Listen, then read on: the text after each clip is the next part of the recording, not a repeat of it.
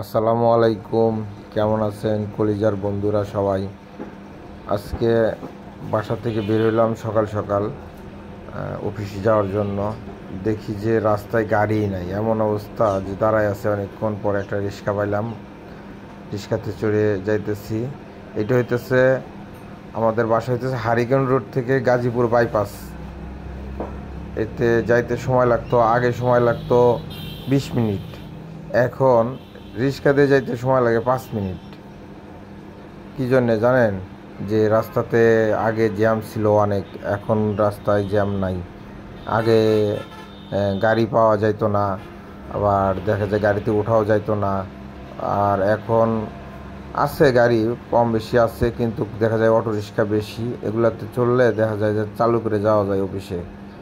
আজকে অটোতে চললাম, দেখি কয় মিনিট লাগে অফিসে যাইতে। আপনারা ভিডিওটার সঙ্গেই থাকুন, দেখুন আমি কয় মিনিটে আজকে অফিসে যাই। আপনাদেরকে দেখাবো যে গাজীপুর হারিকেন রোড থেকে গাজীপুর বাইপাস যাইতে কতক্ষণ সময় লাগে।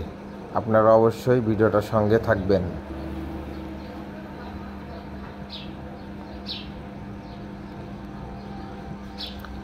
বিষয়টা হইতেছে, আগে তো রাস্তা ছোট ছিল, এখন রাস্তা অনেক বড় করছে না, এই জন্য করে আসলে কোনো জ্যামজট নাই। যাই হোক, আমাদের গাজীপুর কিন্তু আগে থেকে অনেক উন্নত হয়ে গেছে। আগে যেমন ছিল ওর থেকে অনেক উন্নত। আর রাস্তাঘাটগুলো দেখছেন কত বড়, মনে হইতেছে যে কোনো এশিয়ার একটা দেশ। আসলেই কোনো এশিয়ার দেশ না, এটা এটা আমাদের বাংলাদেশ।